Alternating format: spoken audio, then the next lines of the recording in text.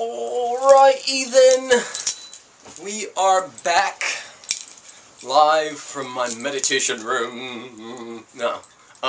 This is my meditation room. This is where I go in so I don't go without every morning. Topic today: what you resist persists, and what you look at disappears. Now, we've all heard this, we've seen people post it. Carl Jung is the person who coined it, but it's also in Conversations with God, and many people teach it. But the question is, do we really understand it? Is it really vibrating through us? So I'm going to discuss it, because for a long time I only knew it in concept, and now, because I'm in a different part of my evolution, it's really starting to sink in. So, what you resist persists. What does this mean? I'll explain it to you on a personal note. So, I'm an actor, right? And I get these opportunities, these auditions that come in from my managers and agents that are giant.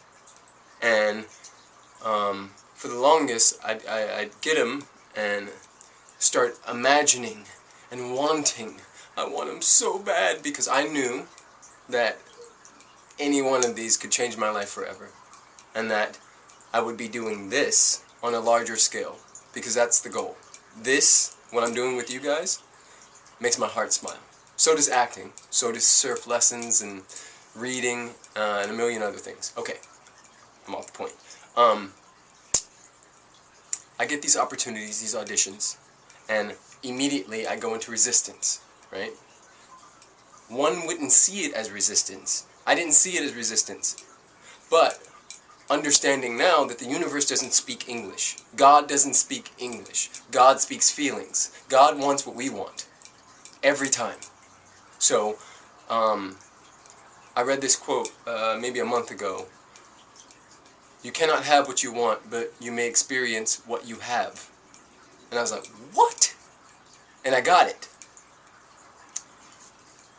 The act of wanting is sending the signal to God, the universe, whatever name is on the door for you, that you don't have it. So you're sending lack up, and lack is coming back. Resistance, right? There's a verse in the Bible that says, these things and more shall ye have, right?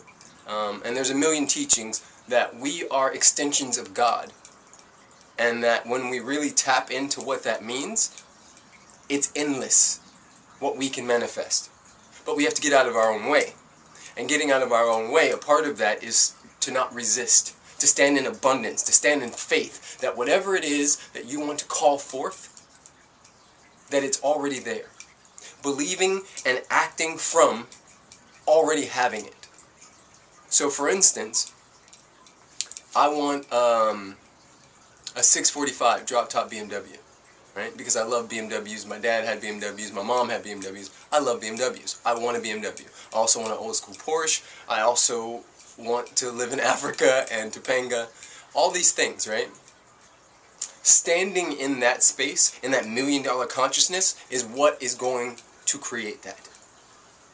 But coming from, I need, I'm only sending the signal, because it doesn't speak English, it only speaks what we want.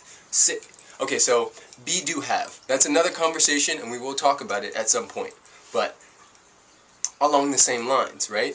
In my state of being, and then following up with the actions, do I have, right? So be, do, have. Being, physiology, right? Excitement states. We are abundance. I must pound that over and over again, and I know I'm getting off track, but we don't have to think about air, because there just is. One of the dopest, he's an African mystic. His name is Brother Ishmael Tete, and he speaks about this. He speaks about the economy right now. You know, there's millions and billions of dollars all over the world, and we say we're in a recession. Well, we're not in a recession. What we are is the money moved somewhere, and we didn't move with it. Because there's an abundance of everything. We'll never run out. But it's a state of consciousness that we have to be aware of. And that happens in the being, right? So when you're sending love signals, when you're standing in that dance, right, and you're feeling good, what happens? A whole bunch of good stuff happens. Same thing on the reverse end, right? One thing comes, then a million other things. When it rains, it pours. These are things we've heard for years and years and years, but didn't understand it on a metaphysical level. Okay, next part. I'll get back to that too. I'll do a second part. But what you look at disappears. What you resist persists. What you look at disappears. Now, I didn't understand what this meant at all until about a year ago when I got back from India. And prior to India, I had been in full judgment on Hollywood clubs and the drugs and the blah, blah, blah, and the way they operated, right? And I was judging. And when I came back from India, I had a realization that we all chose to be here right now. And every single person, this is what happened to, I swear to you, I was in a club and I was looking around and I was like, they all want what I want. They're at different parts of their evolution, and I am no better or worse than any of them. We all want love because we are expressions of it, right? We want to feel love. We do everything for feeling when you really keep digging. So once I saw that, the club disappeared from me.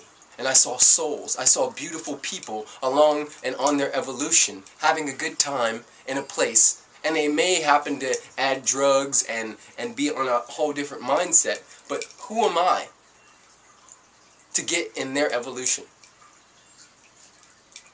You get it? Yeah. There'll be more. Thank you. Subscribe if you like this. You know, I'm going to do it regardless because I love it. But I would appreciate it if you have a YouTube account that you subscribe. But peace, blessings, love you guys.